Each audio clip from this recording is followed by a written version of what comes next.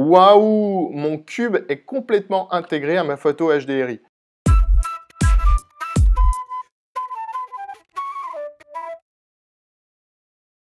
Bonjour à tous, c'est Denis de ADBO et je suis très content de vous retrouver pour ce tutoriel où on va voir comment on intègre les ombres dans une image d'environnement dans SketchUp et Thea Render. Allez, c'est parti!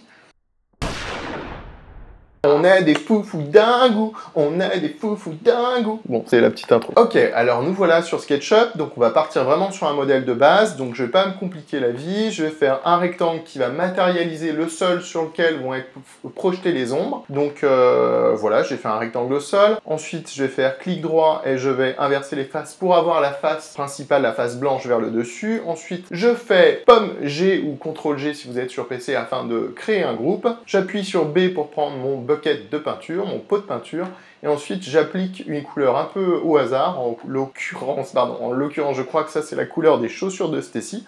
D'ailleurs on en profite pour dire au revoir Stacy. Quand même la meuf qui doit mourir à peu près 10 000 fois par jour, mais bon c'est pas grave. Ensuite je vais faire un petit rectangle tout bête, mon rectangle je le trouve pas très bien centré donc je vais le mettre là. J'appuie sur CTRL G pour faire un groupe, j'appuie sur B pour prendre un bucket de peinture, j'applique une couleur un peu random, et voilà. On va voir où sont les ombres dans SketchUp pour voir un peu où est-ce qu'on va. Je vais aller dans Affichage Ombres, ça affiche les ombres, je vois que je suis ici, c'est super. Allez, maintenant on va passer à la partie Thea Render.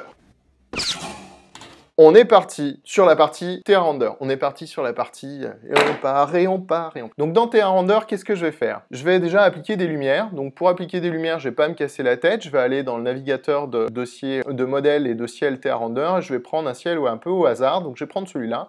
Je double-clique, patapouf. Là, il m'a chargé le ciel et l'environnement de base. Je vais cliquer ensuite sur le petit appareil photo pour regarder le rendu. Je vais aller dans Environnement, et là, on voit que dans Environnement, comme j'ai présélectionné l'environnement de rendu, je vais pas avoir les ombres issues de SketchUp. Moi, ce que je veux, c'est avoir des ombres bien marquées, et ça, pour ça, le soleil de SketchUp, il est pas mal. Donc, je vais cliquer ici sur le petit soleil. Et là. Ensuite, je vais aller régler ici en choisissant Soleil, et je vais activer le soleil.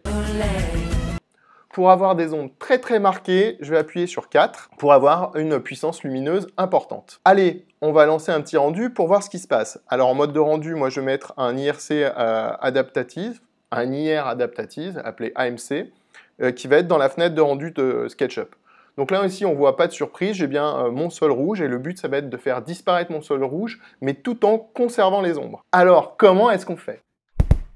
Mais alors, comment est-ce qu'on fait? Alors, pour régler les matériaux, je vais prendre le petit outil Thea Render et je vais cliquer sur le sol et on voit bien que ça s'appelle Stacy Shoes et donc c'est bien les chaussures de Stacy. Là-dessus, en fait, je vais appliquer par exemple un thin film, donc une matière transparente. Je vais sélectionner ensuite le matériau de départ que je vais mettre à la poubelle. J'ai donc sélectionné mon matériau transparent.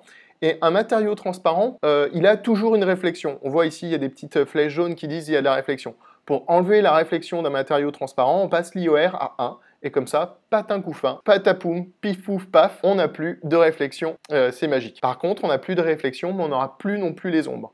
Donc pour avoir les ombres, je vais cliquer sur le petit i pour avoir information générale. Et là, je vais cocher la case Shadowcaster. Je valide. Et là, je suis super content parce que j'ai bientôt fini mon tutoriel. Je clique sur Play pour faire mon rendu. Et attention, suspense, suspense, suspense. Waouh, mon cube est complètement intégré à ma photo HDRI. Par exemple, je peux prendre la main pour me déplacer. Hop. Eh bien, on voit bien que l'ombre suit.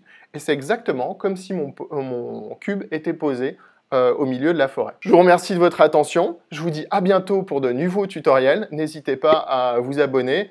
La seule manière de nous dire merci sur Internet, c'est de nous lâcher des likes. Si vous voulez une formation, vous allez sur la page www.adbo.com. À bientôt, bisous bisous.